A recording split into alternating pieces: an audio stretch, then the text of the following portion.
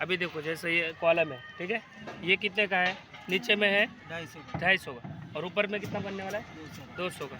200 में क्या करने वाला है, अभी जैसे यहाँ पर कैरिडोस दिया है या एक पीला लाइन दिखाया है, ठीक है ना, और इसमें दिखाया है 50 में आपका अंदर जाने वाला है, यानी क्या होने वाला है, ये 200 का वाले यहाँ पर होने वाला है, ठीक है ना। यहाँ पर तुम्हारा पुराना कितना था, पुराना था तुम्हारा 250 का, ठीक है।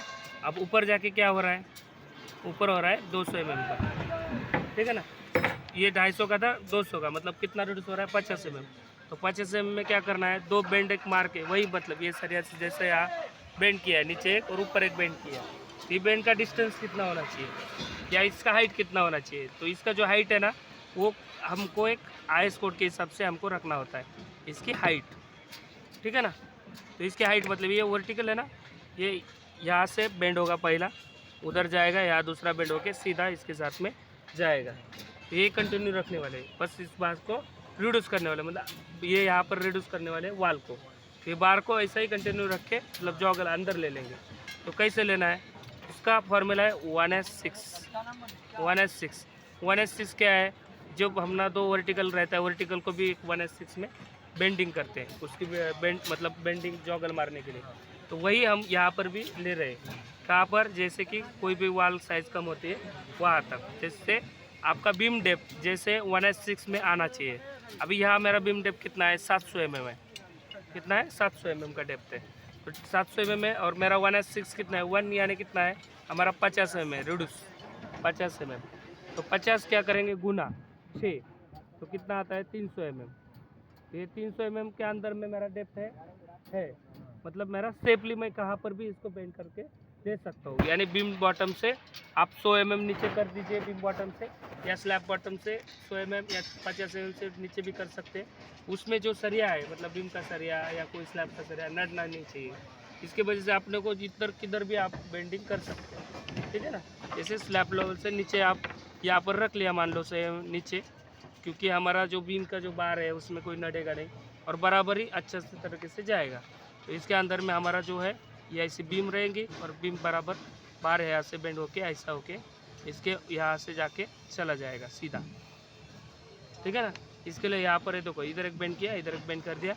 यह हमारा डिस्टेंस कितना रखा है 300, कम से कम 300 रखना है, ज़्यादा से ज़्यादा रख सकते हो, जितना रखना है रख सकते हो। जैसे कि अभी 700 है, अभी जैसे 700 है, 700 में 100 हम सेफ्टी के लिए नीचे ले लिया, यानी 600 बचा। तो आप 600 में डायरेक्टली रख सकते हैं इसको, 600 भी रख सकते हो 600, क्योंकि ये हमारा सेफली है, एक बेंड यहाँ एक बेंड यहाँ। लेकिन ये बात हमें क्लाइंट से डिस्कस करनी है, उन बड़े सीनियर इंजीनियर से पूछनी है या पीएम से पूछना है, सर ऐसा ऐसा कर सकते हैं क्या, वो ओके कर दिया, हाँ ठीक है करो, तो ओके उनसे बात करके ही हमको आगे बढ़ाना है काम को, ठीक है। यानी 1s6 जो होता है वो ऐसे फार्मूला यूज़ किया जाता है। ये आईएस फार्मूला है, क्या है ये आईएस है, ठीक है, इंडियन स्टैंडर्ड, ठीक है ना।